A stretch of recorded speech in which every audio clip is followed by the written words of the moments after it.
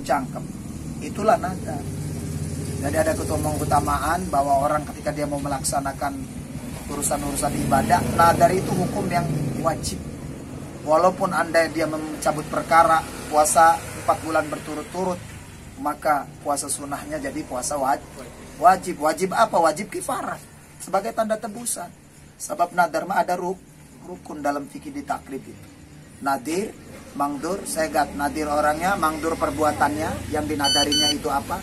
Segat terucap lewat bibir, lewat lisan, keluar dari mulut. Apakah nadar itu perlu saksi? Lah, tidak perlu. Yang penting rukunnya terpenuhi tadi. Ingat, saya ulang, nadir, mangdur, segat. Nadir orangnya, mangdur perbuatannya, segat terucap lewat mulut. Tanpa terucap bukan nadar.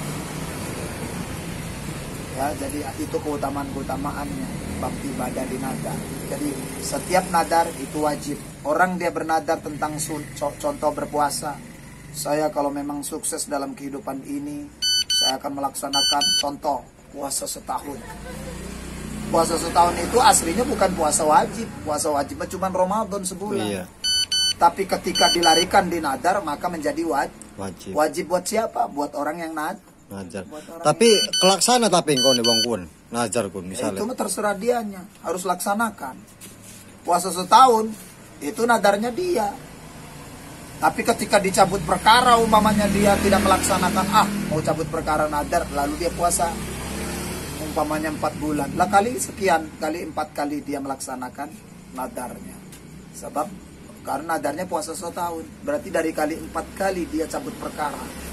Puasa jadi puasa 4 tahun, hari nadarin yang puasa. Makanya kalau nadar umpamanya, saya akan berangkatkan umroh kiai atau ustadz ini.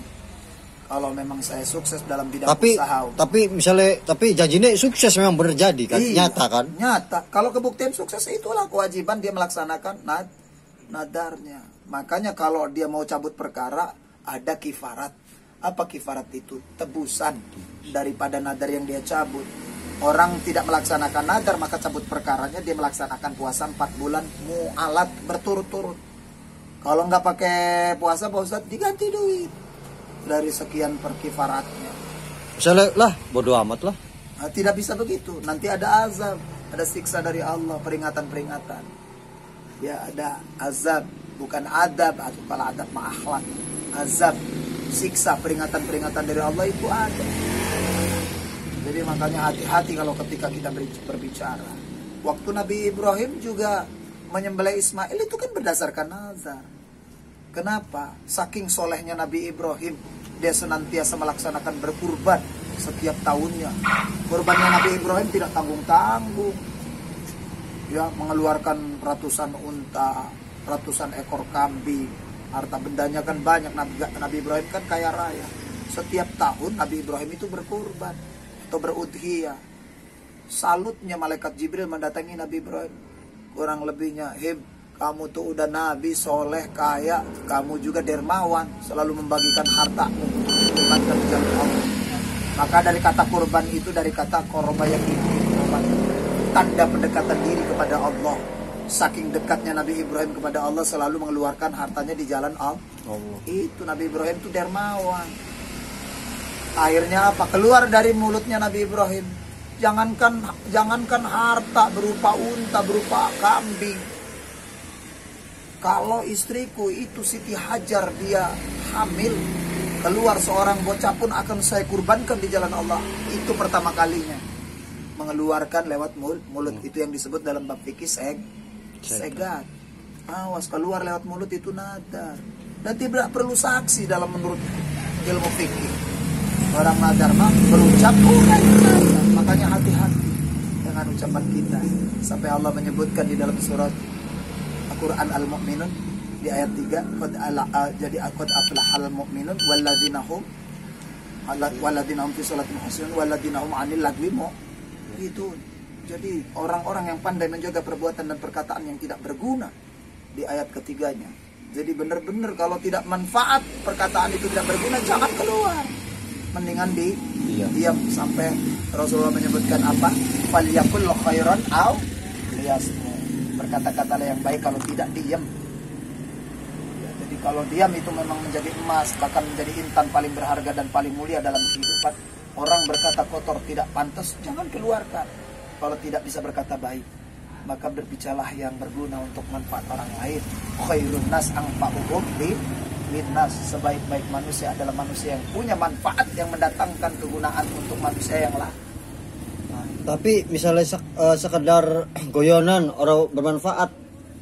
Oh itu canda. Dalam kehidupan itu butuh intermezzo, butuh ngejok, ya butuh canda. Nggak apa-apa, tapi saling mengingatkan. Kalau orang ngaji juga kan ada guyon.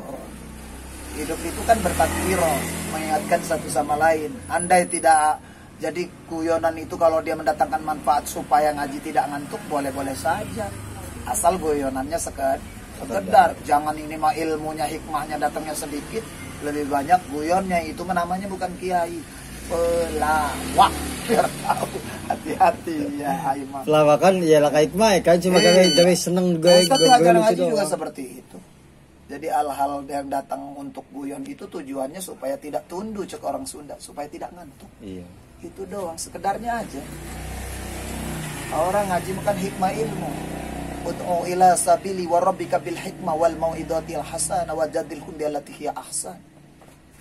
Ud'u ila sabil, ajak kepada jalan Tuhan. Wa rabbika bil hikmah, dengan hikmah, wal mau'izah hasanah. Ya, mau'izah hasanah jadi mendatangkan manfaat, jadi pelajaran yang terbaik, ibro. Agar apa? Ada qudwah dari yang dicontohkan Rasul menjadi pandangan buat kita, imaj-imaj yang terbaik untuk kita. Allah memberikan supaya kita diberikan jalan. Siapa hak prerogatif pemilik taufik? Allah. Nabi Muhammad tidak memiliki taufik. Yang memberikan taufik siapa? Allah. Hidayah itu hak prerogatif dari Allah. Nabi Muhammad seorang nabi sangat mulia, tapi hidayah haknya Allah. Allah yang memberikan petunjuk kepada setiap umat manusia. Kan begitu. Mayahdillahu fala mudhillalah wa mayyudlil fala hadiyalah. Siapa orang yang diberikan petunjuk, mayahdillahu fala hadiyalah. Jadi wa mayyudlil fala hadiyalah, dan orang-orang yang senantiasa tidak akan tersesat di jalan Allah. Jadi udah aja minta. Hidayah itu mahal harganya dan perlu dijemput oleh manusia. Kalau manusia tidak menjemputnya, siapa yang akan datang sendiri? Makanya ada action, ada upaya dari manusia itu sendiri untuk mendekati hidayah yang akan Allah berikan. Karena taufik definisi dari pemberian dari Allah Subhanahu wa taala. Apa yang Allah berikan berupa petunjuk dari Allah Subhanahu wa taala. Wallahul muwaffiq. Assalamualaikum warahmatullahi wabarakatuh. Lamun agama samawi kan dising diakuin dunia kan ya jare bahasane Islam, Yahudi, Nasrani. Nah, lamun agama Hindu karo Buddha itu termasuk agama samawi.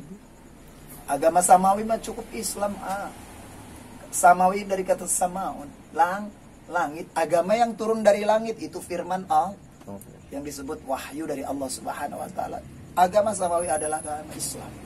Agama-agama yang lain pun kan tidak disebut agama samawi, itu agama ardi. Ya, karena di bumi diciptakan Allah, membikinkan Islam itu memang udah hakikat dari kehendak Allah. Lima yasha. Dan bagi siapa yang dikehendaki oleh Allah agar mendapatkan petunjuk hidayah dari Allah Subhanahu wa taala. Makanya andai ada seorang yang dia punten non muslim, dia mendapatkan hidayah dari Allah. Itulah masya Allah, lima yasha, atas kehendak Allah. Bukan siapa-siapa, itu maunya Allah. Itulah petunjuk dari Allah yang sangat mulia. Jadi ingat, samawi adalah agama Islam yang diturunkan Allah dari langit ke bumi. Maka samawi dari kata samaun, artinya langit. Agama yang turun dari langit. Langit posisinya di bawah apa di atas? Di atas. Di atas. Itu tuh.